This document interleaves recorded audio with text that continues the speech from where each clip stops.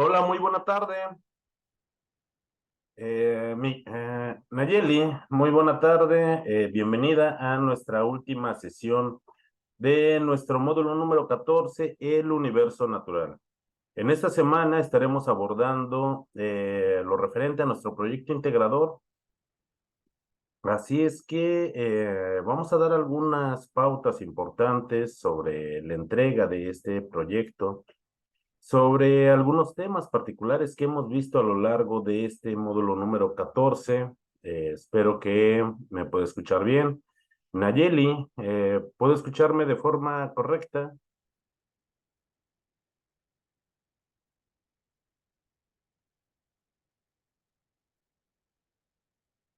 Ok. Tal vez no me escuche, por eso no me responden. Jóvenes, durante esta sesión síncrona por esta plataforma que es Zoom, pueden ustedes tomar directamente el audio para realizar sus preguntas o bien pueden escribir por medio de nuestro chat. Se está realizando una grabación de esta sesión, misma que estaré subiendo en breve a la plataforma de YouTube, donde aquí ustedes pueden escribir sus dudas en la sección de comentarios de esta plataforma. Eh, lo importante es seguir las normas de comunicación virtual, tanto en esta sesión como lo es en la plataforma de YouTube. Vamos a dar inicio entonces a esta sesión, jóvenes, no sin antes recordar el propósito de lo que es nuestro proyecto integrador. Permítanme un segundo, déjenme checar mi audio. Hola, hola.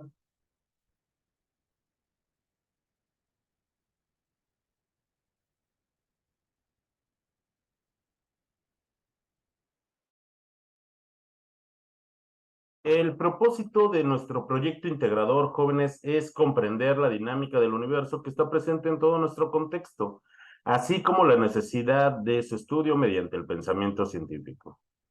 Recordábamos en la sesión del miércoles que nosotros pasamos de saber lo que era el método científico y que nos llevaba a la obtención de conocimiento científico, y el conocimiento científico nos lleva a lo que es el pensamiento científico.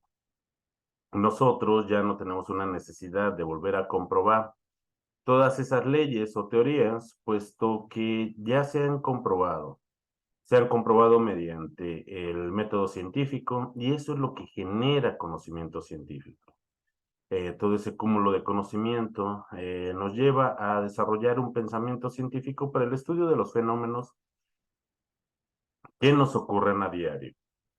Por ello recuerden, el propósito de nuestro módulo número 14 era el estudio de esas ciencias experimentales. ¿Qué ciencias? Química, física, biología, ecología, bioquímica, fueron parte de las ciencias que nosotros analizamos o estudiamos un poco a lo largo de este módulo. Nayeli, nuevamente le pregunto, ¿tiene alguna duda en particular acerca de lo que es nuestro proyecto integrador o acerca de las participaciones de nuestro foro integrador? Perdón, asesor, hace rato no lo escuché bien. No tengo ninguna duda, todo claro. De hecho, hoy terminó mi última participación y en la participación de ayer, dos compañeros me comentaron la pregunta que hice del día, bueno, la participación uno, y pues en sí ya tengo las 5 participaciones y con la de hoy, que es la conclusión, ya serían 6. Pero no tengo duda, todo claro. Perfecto, Nayeli, y qué bueno que está realizando más de 5 participaciones. Eso es mejor para enriquecer nuestro foro, eso se lo agradezco bastante. Y recuerden, en nuestro foro integrador nosotros vamos a tener la oportunidad de estar participando hasta el día domingo. Hoy tenemos nuestra última sesión, pero no por ello quiere decir que ya no vamos a estar en comunicación. Todavía, si se llega a presentar algún inconveniente, Lucero, muy buena tarde.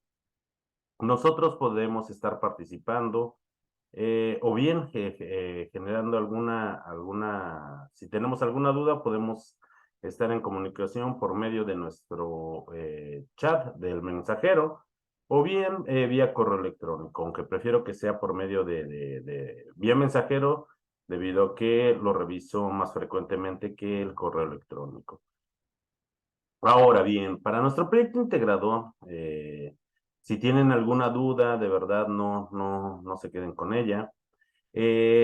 Nosotros necesitamos conocer las propiedades y los estados de la materia, comprender la ley de la conservación de la materia, identificar los niveles de organización biológica y también reconocer los tipos de energía que utilizan los seres vivos. Con ello también nosotros es importante que entendamos las características del pensamiento científico. Recuerden, nuestro módulo número 14 nos habla acerca de ese universo natural. Mediante lo que hemos nosotros aprendido en este módulo, podemos explicar acerca de esos fenómenos que nos ocurren a diario en nuestro entorno, de esos fenómenos que ocurren en mí como ser vivo,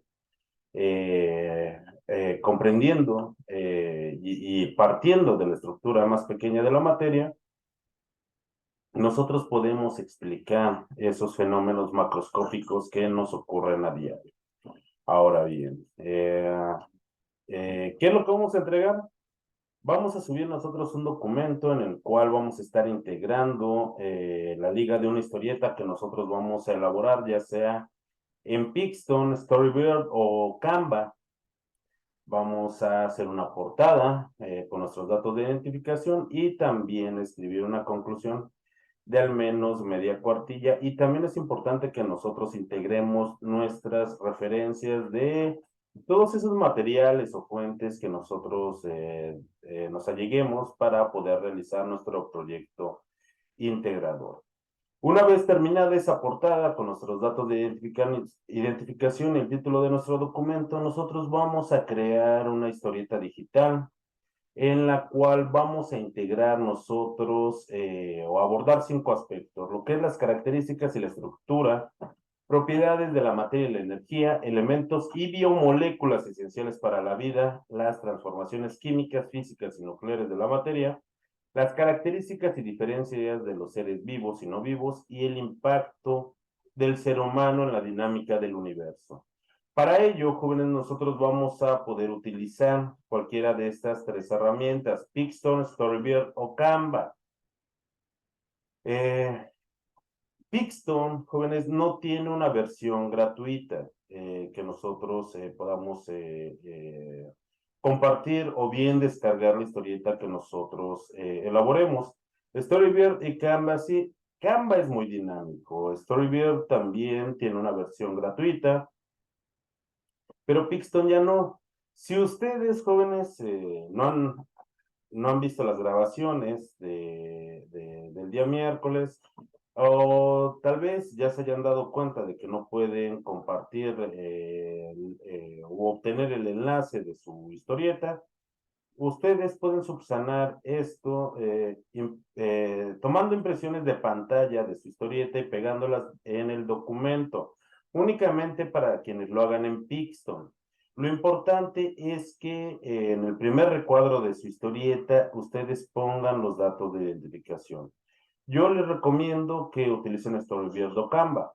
Ahora bien, si ustedes utilizan estas plataformas, verifiquen que sea la liga correcta de su proyecto integrador y bien también que me otorguen todos los permisos para que yo pueda revisar esa historieta.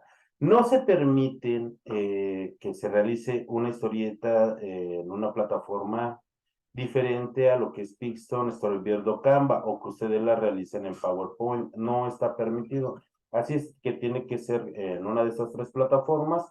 Y ahora que conocen la limitación de Pixton, bueno, es su decisión. Si ustedes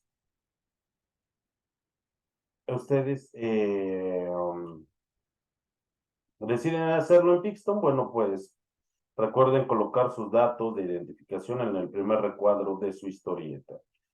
Ahora, En el documento también ustedes tienen que integrar una conclusión de media cuartilla en la cual van a describir la importancia de la relación de las ciencias experimentales para el estudio del universo. Van a integrar su liga de su historieta y también, por favor, integren, ya sea en su historieta, no hay ningún problema, o bien dentro de su documento, las referencias, todas esas fuentes que ustedes utilicen para de consulta para poder elaborar lo que es su proyecto integrador. Finalmente, este documento que van a subir a plataforma lo van a guardar con la siguiente nomenclatura, sus apellidos, guión bajo, su nombre y la clave de esta actividad, que es M14S4PI. Lucero nos dice, ¿se utilizó Canva? Por supuesto que no. Es una herramienta muy versátil y utilicen y exploten esta herramienta ya que tiene un convenio con Prep en línea, de verdad, es excelente esta plataforma. Pueden generar videos, presentaciones, infografías, pueden generar historietas, así es que no se limiten en su uso. Nosotros tenemos que describir las características de la materia y la energía. Recuerden que la materia es todo aquello que ocupa un lugar en el espacio y que tiene masa y además que puede ser medible. Es de aquello que está hecho todo lo que nosotros observamos. Hay materia que nosotros no podemos observar, por supuesto, pero la podemos medir. La energía es la capacidad que tiene un cuerpo de generar un cambio en otro cuerpo. Es algo un poco abstracto, pero las manifestaciones de la energía para nosotros son cotidianas, como el magnetismo, como la luz, como la electricidad, como el calor. ¿Para qué utilizamos el calor? Nosotros generamos calor, por ejemplo, cuando vamos corriendo porque se nos hizo tarde para ir al trabajo. Nosotros necesitamos calor para cocinar nuestros alimentos, para calentar el agua con la que nos bañamos. La energía eléctrica es otra manifestación de la energía y utilizamos su conversión para todo, para convertirla en sonido y escuchar esas canciones que nos gustan mucho, para hacer una llamada por teléfono, para el hecho de que ustedes me estén escuchando en este momento, tal vez en sus hogares o en sus trabajos, eh, son gracias al sonido que ustedes escuchan. Esas manifestaciones de la energía mm, son más comunes para nosotros que el término de energía. Pero hubo algo muy importante que nosotros aprendimos la semana pasada. El término de energía, pero en organismos biológicos. ¿Cómo nosotros convertimos la materia en energía mediante la creación de una molécula de alta energía como es el ATP, que esa nos permite realizar todas nuestras funciones biológicas? Y no solo eso, no solo permite nuestro metabolismo, nuestra homeostasis, nuestra reproducción, nos permite bailar, nos permite brincar, nos permite correr, nos permite llorar, nos permite incluso descansar, porque incluso cuando nosotros descansamos, gastamos energía, no tanto que cuando corremos, pero por supuesto que gastamos energía. Y eso fue algo muy importante que aprendimos la semana pasada. Ahora bien, la energía posee características o propiedades. Esas propiedades nosotros las podemos clasificar como generales, como el volumen, la masa, el peso, la impenetrabilidad. Propiedades químicas como la efervescencia, la reactividad, la basicidad, la acidez, propiedades físicas como la densidad o la solubilidad. Y todas esas propiedades, bueno, nosotros las podemos clasificar como propiedades extensivas o bien como propiedades intensivas. Esto dependiendo, o estas propiedades, si dependen de la cantidad de materia que tenga una sustancia, pues van a ser propiedades extensivas. Y cuando no dependen, cuando son características intrínsecas de la materia, son propiedades intensivas. Por ejemplo, jóvenes, si yo me pongo a barrer el patio de mi casa con una escoba y rompo ese palo de la escoba, estoy cambiando sus propiedades intensivas o extensivas. Ese palo de escoba tenía una longitud, por ejemplo, de 1,20 m. Al romperlo, cambio esas propiedades, por supuesto. Si lo rompo exactamente a la mitad, ahora voy a tener dos fragmentos de 50 centímetros, perdón, de 60. Y estoy cambiando su longitud, estoy cambiando una propiedad de la materia. Pero cuando yo rompo ese palo de escoba, se va a convertir en carbón, se va a convertir en arena, va a desaparecer. No, ambos fragmentos que me quedan de ese palo de escoba va a seguir siendo madera, van a seguir siendo del mismo color. Sus características van a permanecer, es decir, sus propiedades intensivas no se van a alterar, debido a que no dependen de la cantidad de materia que tenga esa sustancia, esa madera, ese palo de escoba. De esta forma, nosotros también podemos clasificar esas propiedades. Y la materia se puede presentar en 3 estados de agregación fundamentales. Existen diferentes estados de agregación de la materia, pero solo existen 3 estados fundamentales. Esos 3 estados fundamentales es el estado sólido, el estado líquido y el estado gaseoso. Son los únicos 3 estados fundamentales. Entre ellos, y lo que significa son cambios físicos de la materia, eh, pueden cambiar entre ellos dependiendo de la cantidad de energía que tengan. Y comentábamos el miércoles, ¿recuerdan el uso de su simulador en nuestra semana? Fue nuestra semana número 1, que utilizamos nuestro simulador de cambios de estado.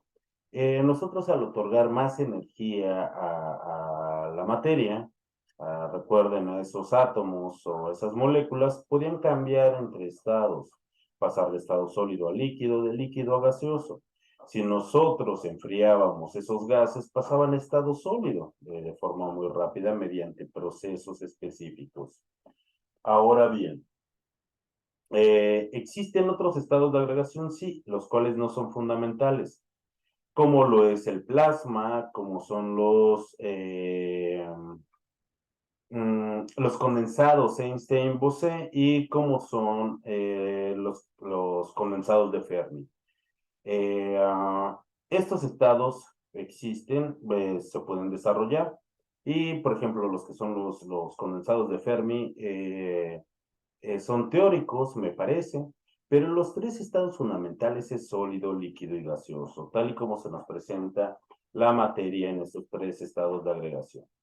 La energía sigue una ley, la ley de la conservación de la energía, que nos dice que la energía no se crea ni se destruye, que tan solo se libera. Y hablando de ella, la energía también tiene características. Dentro de ellas, una de las características es que se conserva, ya que no se crea ni se destruye. Pero también la energía se transforma y se puede presentar de muchas formas y cambia.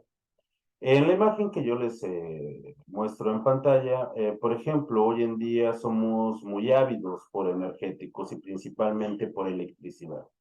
Nosotros podemos generar electricidad de diferentes fuentes, ya sea que nosotros tomemos la fuerza del viento. Permítanme un segundo.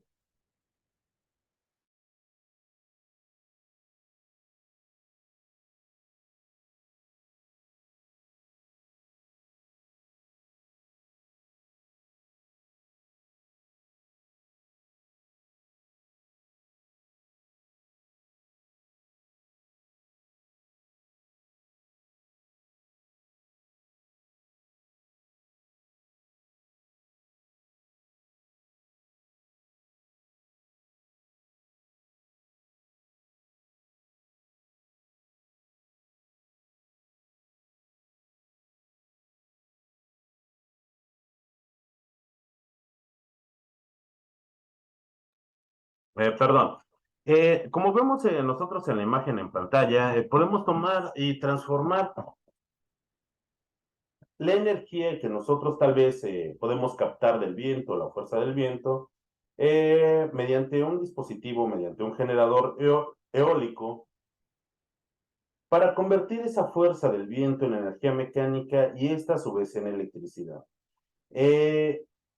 La energía eólica es nueva, no siempre ha existido y también la humanidad siempre ha utilizado este tipo de energía mediante otros dispositivos. Um, pudimos circunnavegar los océanos desde hace miles de años, jóvenes, por medio de utilizar la energía del viento. Los barcos de vela permitían navegar durante largas distancias utilizando la energía que aquí estaba contenida. Por ejemplo, también hace siglos se utilizaba la fuerza del viento para los molinos. Los molinos se utilizaban para triturar esos cereales y de aquí crear harinas para nuestros alimentos. El hombre siempre ha utilizado la fuerza que está contenida en el viento y de aquí aprovechar esa energía. Hoy en día hemos creado dispositivos que nos permiten crear o aprovechar esa energía del viento y convertirla en energía eléctrica. También, por ejemplo, podemos aprovechar la energía de esos procesos atómicos, de esos procesos de fisión nuclear que liberan cantidades enormes de energía y podemos aprovechar esa energía en forma de calor para poder crear electricidad por medio de turbinas en las centrales nucleares. Esa, esa, eh, ese calor contenido o que pasa por las turbinas en forma de vapor genera energía mecánica y de aquí podemos convertirlo en energía eléctrica. A partir, por ejemplo, de la energía luminosa que proviene de nuestro sol, podemos convertirla en energía eléctrica gracias a equipos como los paneles solares. Y de aquí utilizar esa energía directamente en nuestros hogares, transportarla o bien almacenarla en baterías químicas. Nosotros una vez que tenemos esa electricidad en nuestra casa, lo podemos convertir en luz, la convertimos en energía mecánica, por ejemplo, en nuestra lavadora, en nuestra licuadora, en nuestras batidoras, la podemos convertir esa energía eléctrica en sonido, si es que nosotros prendemos la radio para escuchar las noticias o para poner una canción que nos gusta, la convertimos en energía electromagnética si utilizamos el microondas, o en esas señales de nuestro módem de Wi-Fi para poder distribuir el Internet de nuestros hogares. Entonces vemos que la energía se transforma. También nosotros conocimos una de las características de la energía, que es que se traspasa, ya que puede pasar de un cuerpo a otro. Y finalmente la energía se degrada, ya que una vez que nosotros la utilizamos, no se puede volver a aprovechar. Estas características de la energía cumplen con la ley de la conservación de la energía y es muy importante, sobre todo en un presente donde somos muy ávidos por los energéticos, ya sea para el transporte, ya sea para la utilidad en nuestro hogar, pero cada vez nosotros necesitamos mucha más electricidad para poder distribuir y sobre todo para poder utilizarla. Nosotros aprendimos acerca de esos bioelementos y les platicé ese miércoles. Yo en mi historieta que diseñé, invité a Margarita, a quienes ustedes en nuestra semana número 2 le explicaron acerca de lo que era la tabla periódica y cómo estaba configurada. A Margarita le pareció muy importante su explicación que ustedes hicieron en nuestra semana número 2 y en mi historieta ella nos va a explicar acerca de esos bioelementos. Y los bioelementos nosotros los podemos clasificar como bioelementos primarios, secundarios o bioelementos traza u oligoelementos, dependiendo de la cantidad que se necesite, no que conformen a los seres vivos. Los bioelementos primarios van a estar presentes en mayor cantidad en todos los seres vivos, en todos, desde un pequeño hongo o bacteria hasta una planta, un enorme árbol que tiene más de 1000 años y mide decenas de metros de altura.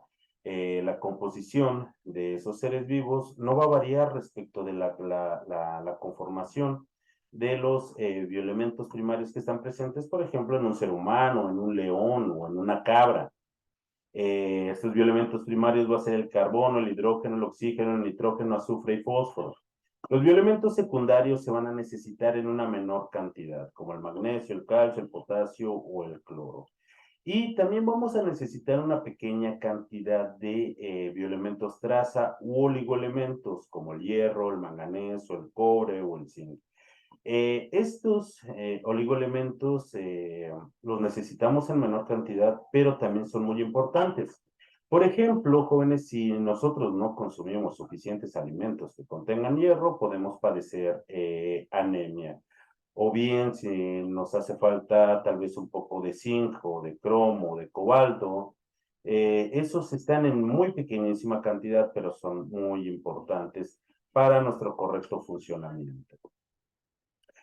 Los bioelementos primarios, cuando reaccionan entre ellos, van a formar biomoléculas, y las biomoléculas pueden ser orgánicas o pueden ser inorgánicas como el agua, las sales minerales o gases como el CO2, minerales como el cloruro de magnesio, el cloruro de sodio, el carbonato de potasio, el agua es un compuesto inorgánico y por supuesto que son muy importantes, pero son más importantes para los seres vivos lo que son las biomoléculas orgánicas. Estas, jóvenes, las podemos clasificar en carbohidratos, lípidos, proteínas y ácidos nucleicos. Los carbohidratos, eh, los carbohidratos dentro de sus estructuras están hechos de pequeñas unidades de monosacáridos o moléculas de azúcar. La función principal en los animales es proporcionar energía. Estos los encontramos o comúnmente les llamamos harinas o almidones. Les llamamos también azúcares como la sacarosa o la glucosa. En las plantas jóvenes y también, por ejemplo, en los hongos, los carbohidratos, además de proporcionar energía, son constitutivos de su estructura de soporte. Eh, Forman almidones como las papas, azúcares simples como las frutas, pero lo más importante para este tipo de seres vivos como las plantas es que forman parte de su estructura de soporte y de sostén. Algunos de ellos nosotros los tomamos como alimentos y algunos otros los tomamos como materiales, ya que estos carbohidratos también pueden formar lo que son celulosas o hemicelulosas, que son importantes en mi alimentación, sí. Por ejemplo, nos proporcionan fibra, pero también son muy importantes como materiales, ya que forman celulosas, y las celulosas son los constituyentes de la madera o del papel, y a partir de ella podemos obtener nosotros materiales o bien combustibles. Los lípidos están formados por ácidos grasos y existen eh, algunos ácidos grasos que nosotros, los seres humanos, no podemos sintetizar. Por ejemplo, el ácido linoleico, el oleico y el linolénico. Pues los conocemos tal vez por sus nombres comunes como el omega 3, omega 6 y omega 9. Todos ellos derivan del ácido araquidónico y existen más ácidos grasos que tienen funciones muy importantes. Tienen funciones de protección, tienen funciones de almacén de energía, tienen funciones de lubricación. Los lípidos son muy importantes. Ahora que expliqué estos dos primeros, jóvenes, nos damos cuenta de algo importante. Eh, Mencionamos que existen ácidos grasos esenciales como el omega 3, omega 6 y omega 9 y que necesitamos consumirlos en los alimentos porque nosotros somos organismos heterótrofos. Nosotros no podemos producir todas las sustancias que necesitamos y debido a esta condición nosotros necesitamos consumir esas moléculas ya preformadas que se encuentran en otros seres vivos. Es por ello que nosotros comemos plantas, consumimos microorganismos, consumimos animales como los peces, como las aves, como los cerdos, como las vacas. Nosotros consumimos y de ahí obtenemos estos nutrientes que nosotros no podemos sintetizar. En el caso de las plantas que mencioné, como parte de su estructura, de esas estructuras que forman celulosas o forman almidones, las plantas, recuerden que son organismos autótrofos. Los organismos autótrofos sí son capaces de sintetizar todas las sustancias que ellos necesitan. Y aquí vemos una característica importante de los seres vivos, la cual es la nutrición. La nutrición puede ser autótrofa o puede ser heterótrofa. En fin, continuando con las biomoléculas jóvenes, las proteínas están compuestas por péptidos y los péptidos a su vez de aminoácidos. ¿Qué son los aminoácidos? Son pequeñas estructuras químicas muy parecidas entre ellas. Les platicaba en la semana, existen cerca de 124 aminoácidos que han sido identificados, pero solamente son 20 los que constituyen las proteínas estructurales, las proteínas que nos conforman y que conforman a los seres vivos. De estos 20 aminoácidos existen 10 u 11, dependiendo de nuestra edad, que son esenciales. ¿Por qué son esenciales? Porque nosotros no los podemos sintetizar y necesitamos nosotros absorberlos a partir de nuestros alimentos, a partir de esos nutrientes. ¿Qué funciones tienen las proteínas? Las proteínas tienen funciones, por ejemplo, de soporte, en el ser humano formando nuestra estructura ósea, nuestros huesos. Por ejemplo, en otros animales como son los escarabajos o los insectos y los escarabajos tienen huesos, no, ellos poseen un exoesqueleto y también está formado por proteínas. Incluso, por ejemplo, como los crustáceos también tienen proteínas que conforman esos caparazones. Entonces, tienen funciones de soporte, tienen funciones de estructura, las proteínas tienen funciones móviles. En nuestro caso, por ejemplo, constituyen nuestros músculos y permite esas funciones de contracción que nos permite desplazarnos, nos permite mover, nos permite bailar, correr, ser atletas. En los animales también les permite esta función de desplazamiento, por supuesto que sí. Tiene funciones de protección, ya que, por ejemplo, nuestras células o nuestros glóbulos blancos mmm, poseen proteínas que nos protegen ante ataques de bacterias o ataques de virus o incluso de algunos parásitos. Es una función increíblemente importante. Nayeli nos pregunta, ¿los aminoácidos los podemos obtener de las carnes y algunas semillas que contengan proteínas? Por supuesto que sí, más que semillas de granos duros, y sí, les llamamos semillas, principalmente de oleaginosas. También los cereales contienen proteínas, pero vamos a hacer una aclaración muy importante.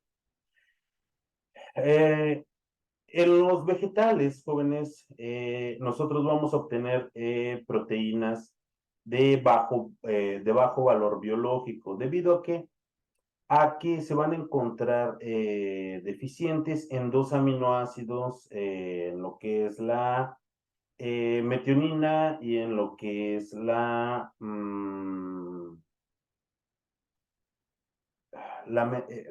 uno es la metionina y el otro es se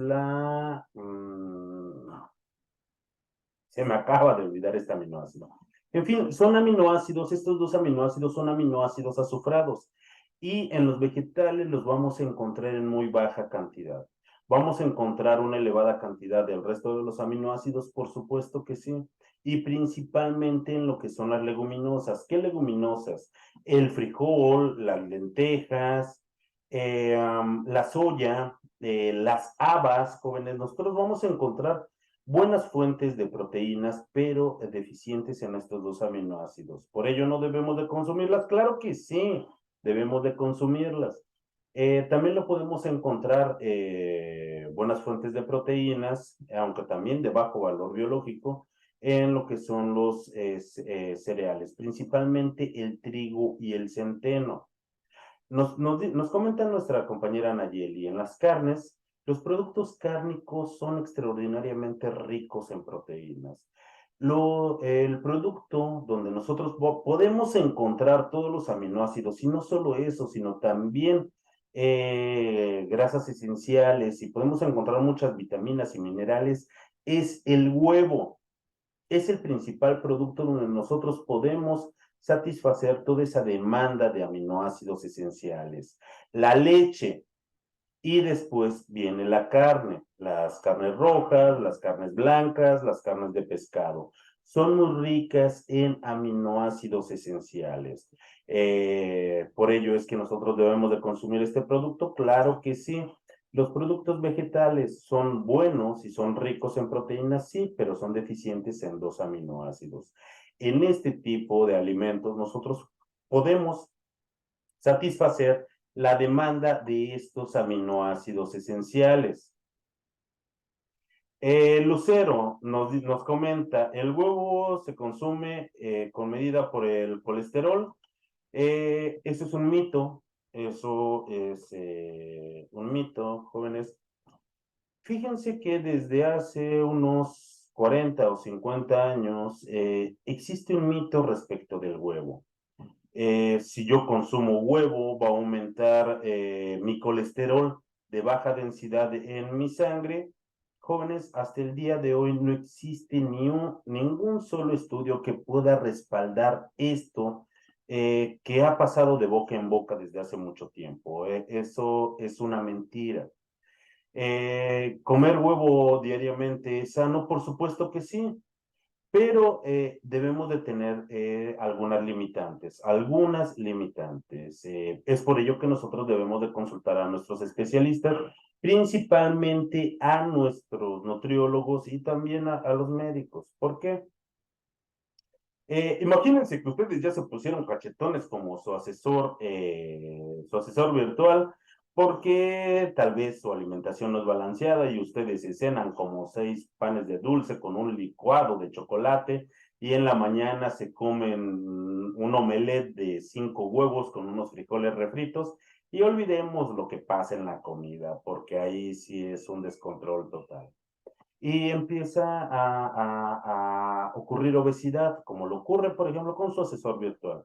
Y entonces el nutriólogo lo limita en cuanto al consumo de grasa. El huevo es un alimento graso, sí, y contiene grasas esenciales, pero tal vez me limiten un poco el consumo por ejemplo, de yema de huevo, pero que sí pueda consumir clara de huevo. El consumo de huevo no va a afectar los niveles de colesterol de baja densidad, que es ese colesterol malo, pero va a tener un efecto muy positivo en el colesterol de alta densidad, que es ese colesterol bueno. El colesterol, no tengamos miedo a esas moléculas. Los esteroles, como el colesterol, son increíblemente importantes en mi cuerpo, de verdad son muy importantes, más cuando somos niños. ¿Por qué? Porque cuando nosotros somos niños necesitamos mucha energía y nuestro cerebro sigue desarrollándose. Nosotros necesitamos sintetizar algo que se llaman cerebrócidos y esos cerebrócidos van a permitir el desarrollo normal de nuestro cerebro. Y estos cerebrócidos se sintetizan a partir de los esteroles y los esteroles los vamos a encontrar en el colesterol. Cuando somos más grandes, cuando entramos a nuestra adolescencia, sobre todo en las mujeres, son muy importantes el colesterol y sobre todo los esteroles, porque a partir de esto se sintetizan muchas hormonas que nosotros necesitamos. Por ello son importantes. Pero, ¿qué es lo que pasa, Nayeli? Si ustedes son como su asesor virtual y de verdad son demasiado comelones. Bueno, pues si nosotros tenemos un exceso en el consumo de carbohidratos, de proteínas, se van a almacenar como grasa. Y ese tejido graso va a crear una patología, nos puede crear obesidad, nos puede generar hipertensión, puede aumentar, jóvenes, grasa que obstruya mis arterias y generar trombosis, generar un paro cardíaco. La obesidad nos puede llevar a otros padecimientos, por supuesto que sí. Entonces lo importante es tener una alimentación balanceada. El consumo de huevo es uno de los alimentos más ricos, pero sí, efectivamente es un alimento graso que tal vez si ustedes están en un régimen alimenticio, tal vez sea limitada parte del consumo del huevo, sobre todo en la yema, que es muy rico en grasas. Pero la clara de huevo es increíblemente rica en proteínas y el huevo completo es muy bueno. Ahora también, dar de comer huevo a los niños es bueno, por supuesto que sí, pues, porque es una fuente de vitaminas y de proteínas, pero también nosotros debemos de tener mucho cuidado y seguir los consejos que nos dan, por ejemplo, en la Secretaría de Salud o nuestros médicos. En niños preescolares es importante que el huevo se dé completamente cocido. ¿Por qué? Porque el huevo contiene algunas sustancias que sirven para proteger al propio huevo, como por ejemplo la avidina, y esas sustancias pueden funcionar como antinutrientes. Y los niños aún no tienen ese metabolismo desarrollado y esa sustancia les puede crear alergias. Si nosotros le damos un huevo estrellado, pero bien cocido, jóvenes, es un alimento increíblemente rico en muchos, en este tipo de biomoléculas, en estos nutrientes, y no va a causar ninguna afección. Ya cuando somos un poco más grandes, ya podemos comer la yema líquida o que no esté tan bien cocida. Además, es importante siempre cocinar bien el huevo porque puede contener algunos microorganismos, puede contenerlos y tal vez nos hagan daño. Nosotros cuando cocinamos correctamente el huevo, nosotros nos olvidamos de que pueda tener eh, algún tipo de microorganismo que nos pueda hacer daño o bien que tenga alguna sustancia que le pueda hacer daño a los niños. Claro, consumir huevo del diariamente es permitido, por supuesto que sí, sobre todo si ustedes pueden comprarlo, pero en raciones apropiadas. Ustedes no hagan como su asesor que se desayuna un omelette de 5 huevos diarios. Y eso estaría bien para una persona que hace ejercicio, o que sale a caminar, o que tiene un trabajo muy pesado. Pero si solamente están como su asesor virtual sentados en una silla, pues por supuesto que a la larga eso puede traer afecciones. El sedentarismo puede tener afecciones. Cuando era niño, su mamá le daba licuado en huevo crudo, se acostumbra. El huevo crudo siempre es un riesgo. Y sí, yo cuando era niño, las consistencias viscosas, yo no las podía soportar. Pero qué bueno que su madre le pudo dar un licuado de ellos. Seguramente se preocupaba mucho por su salud y por su nutrición. Aunque, bueno, para mí eso era un poquito desagradable, pero siempre genera un riesgo el consumo del huevo crudo o que no esté bien cocido. Si van a hacer un huevito, por favor, cocínenlo muy bien y disfrútenlo mucho. Hay increíbles formas de cómo nosotros podemos cocinar los huevos y sobre todo por las proteínas que contiene, proteínas de alta calidad, así como la leche o los productos lácteos como el queso, sobre todo los quesos frescos, jóvenes.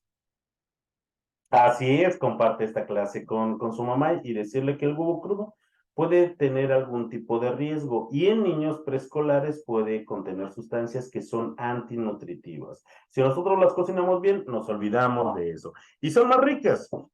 Dentro de las biomoléculas también existen algunos ácidos nucleicos. Estos ácidos nucleicos existen de dos tipos, el DNA y el RNA. El DNA es el ácido desoxirribonucleico, el cual guarda la información de quiénes somos nosotros, de qué color es nuestro cabello, cuál es la forma de nuestros ojos, incluso cuál es la posición de nuestros dientes, el color de nuestra piel, la forma de nuestras uñas. Esa información se guarda en nuestro DNA, pero también guarda la información acerca de las proteínas que nosotros necesitamos para nuestro crecimiento y desarrollo y bien para también nuestro mantenimiento celular, para mi metabolismo. ¿Quién tiene la capacidad de leer esta información química que se encuentra allí contenida? El otro ácido nucleico, que es el ácido ribonucleico. Él tiene la capacidad de leer esa información y en los órganos celulares, como los ribosomas, ahí se sintetizan las moléculas, las proteínas que nosotros necesitamos para nuestro metabolismo, para mantener nuestra homeostasis, o bien, jóvenes, para nuestro crecimiento o para nuestro mantenimiento celular. Por ello es muy importante una alimentación balanceada. Y les menciono estas 4 biomoléculas principales porque ya les había comentado las vitaminas. No todos los autores las consideran como biomoléculas orgánicas reales.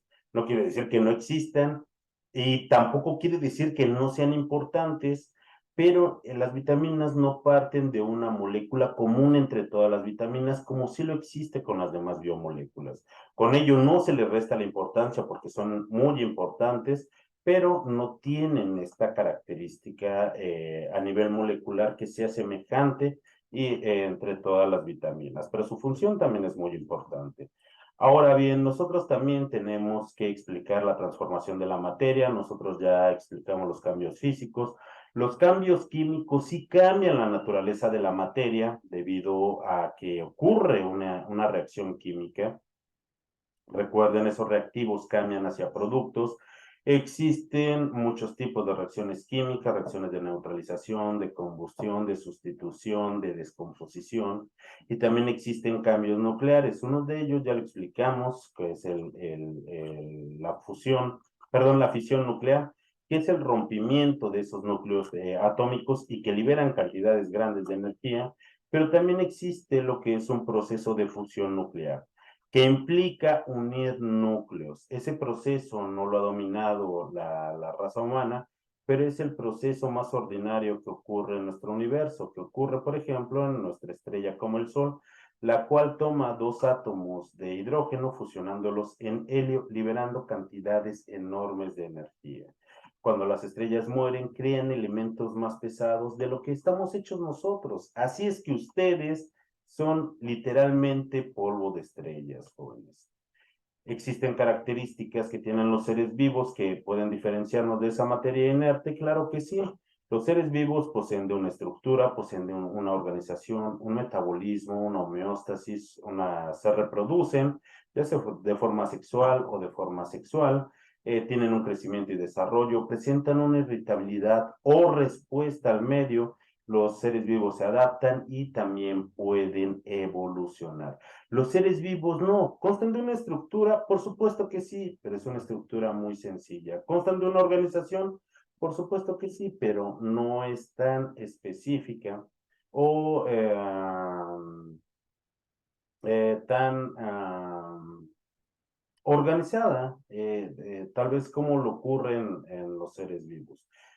Para ser considerado un ser vivo se tienen que poseer estas 8 características fundamentales. ¿Los seres vivos pueden tener más? Claro que sí, pero al menos estas 8 características las compartimos todos los seres vivos. ¿La materia inerte puede tener una o más de estas características? Sí. Lucero, un ser no vivo es toda esa materia inerte. Vea, tengo una engrapadora. Esta engrapadora que tengo aquí en la mano ¿es un ser no vivo o es materia inerte? Por supuesto. ¿Tiene una estructura? Por supuesto, cuenta con un área, con un volumen, cuenta con una función, cuenta con partes móviles, así es que también tiene una organización. Tiene estas dos características, que yo también las poseo, pero este tipo de estructura es muy sencilla, es muy simple. Esta engrapadora tiene un metabolismo, no, presenta una homeostasis, se puede reproducir, crece y se desarrolla tampoco. Las rocas se irritan o tienen una respuesta ante el medio, no, tampoco. Los seres no. Así es, una característica, por ejemplo, los virus. Los virus tienen una estructura y una organización, claro que sí. Los virus se reproducen siempre y cuando infecten a un organismo vivo, tienen la capacidad de reproducirse. ¿Se adaptan los virus? Sí, también se adaptan. Llevamos 4 características que tienen los seres vivos. Pero los virus tienen una homeostasis, no, no la tienen. ¿Tienen un metabolismo? Tampoco. ¿Tienen un crecimiento y desarrollo? No. ¿Y tienen una respuesta o una irritabilidad? Tampoco la tienen. Los virus parecerían estar vivos, pero son seres no vivos. Pasa esto con las piedras, pasa esto con mi celular. Mi celular, jóvenes, no se reproduce, no presenta una homeostasis. Claro que tiene una estructura y una organización bastante complicada para poder funcionar, pero no se adapta, se actualiza, que es algo diferente. no presenta un crecimiento y desarrollo. Entonces, esto es materia inerte. Es un ser no vivo. Los seres vivos forzosamente tienen que tener estas 8 características básicas y fundamentales. Ahora bien, recuerden que los seres vivos también tienen una organización y es una organización muy compleja. A partir de esos átomos que reaccionan y forman moléculas, forman biomoléculas, estas forman orgánulos celulares, los orgánulos celulares conforman una célula. A partir de una célula podemos tener un organismo vivo, funcional e independiente, un organismo unicelular como las bacterias o como algunos hongos, como las arqueas incluso, y los organismos pluricelulares están hechos de 2 o más células, como un camello, como un ser humano, como un conejo. A partir de 2 o más células, estas se especializan formando tejidos. Los tejidos forman órganos, los órganos forman sistemas de órganos, como un sistema digestivo, un sistema respiratorio, un sistema nervioso, un sistema endocrino, un sistema tegumentario, un sistema esquelético. Y todos estos sistemas acoplados y con funciones en específicas y colaborativas forman un organismo superior, como puede ser un saltamontes, como puede ser un petirrojo, como puede ser un ser humano, organismos pluricelulares. Y finalmente nosotros vamos a explicar el impacto del ser humano en la dinámica del universo. El ser humano por ejemplo, cuando empezó a estudiar los procesos radioactivos, el ser humano fue tan creativo que pudo crear los procesos de fisión nuclear y crear una bomba atómica. La bomba atómica la utilizó para procesos bélicos, la utilizó en guerras, la utilizó para estar las potencias, los países que desarrollaron esta tecnología para estar en guerra durante muchos años. Esto creó devastación, creó miedo, y ese es un impacto negativo que ha tenido el ser humano en la dinámica del universo a partir de estos desarrollos tecnológicos. Pero el ser humano fue suficientemente creativo, por ejemplo, para explotar ese fenómeno de una forma positiva, crear electricidad a partir de ese proceso, crear equipos médicos a partir de ese proceso, crear medicamentos, crear equipos para estudiar nuestra propia naturaleza, crear esos equipos para poder llegar a la luna, jóvenes. Eso es un impacto muy positivo, el desarrollo de la tecnología para cuidar nuestro medio ambiente y no para destruirlo. Así como hemos creado mucha basura, jóvenes, y hemos extraído muchos recursos de nuestro planeta, también hemos desarrollado tecnología, hemos aprendido de nuestra naturaleza y también hemos aprendido a conservarla. Que hoy en día, jóvenes, es más impactante todos esos aspectos negativos del ser humano en la dinámica del universo, por supuesto que lo es, pero también recuerden que existen impactos positivos. ¿Qué es lo que yo voy a explicar? Lo que ustedes gusten, pero bien fundamentado. Tal vez los impactos negativos nos llamen más la atención respecto de los impactos positivos, pero cualquiera de esas dos opciones, ustedes son libres de poderlas explicar. Nayeli nos pregunta, ¿puedo poner un impacto positivo y puedo poner un impacto negativo? Claro que sí. Yo preferiría que pusieran muchos y poner en comparación muchos positivos, muchos negativos, pero con uno solo que ustedes pongan es correcto, ya sea negativo o positivo. ¿Quieren explicar los dos? Adelante, claro que sí. Y hasta aquí con nuestro proyecto integrador. ¿Alguien tiene alguna duda?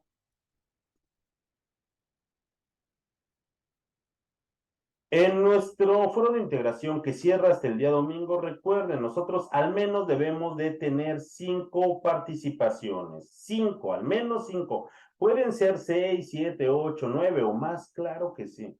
Primero nosotros debemos de responder a la pregunta detonadora, ¿cuál es la importancia del pensamiento científico para el estudio del universo natural? A partir de ella, y que nosotros compartamos la respuesta a esta pregunta, nosotros para nuestra segunda y tercera participación vamos a comentar los comentarios de dos de nuestros compañeros. Podemos darles consejos, dar nuestra opinión a favor o en contra. Para nuestra cuarta participación vamos a revisar nuestros comentarios. Y si alguien hizo un comentario acerca de nuestras participaciones. Nosotros vamos a reflexionar y le vamos a responder. Si no han comentado acerca de nuestras participaciones, nosotros podemos hacer un comentario de la participación de algún otro compañero. Y para nuestra última participación, nosotros vamos a integrar las ideas más sobresalientes de las aportaciones de nuestros compañeros y vamos a explicar por qué esas ideas nos parecen relevantes. Entre más participemos, nosotros vamos a enriquecer más nuestro foro, jóvenes, esto es importante. Y también recuerden que podemos nosotros participar hasta el día domingo. Nayeli, Lucero, para mí fue un gusto estar con ustedes en este módulo número 14. Espero ya hayan enviado sus actividades y si no, tenemos hasta el día domingo. Pero recuerden, no se esperen hasta el domingo, ya que se puede saturar nuestra plataforma y no existen extensiones de entrega, y mucho menos para nuestra semana número 4. Les deseo una bonita tarde y hasta luego. Hasta luego, Nayeli.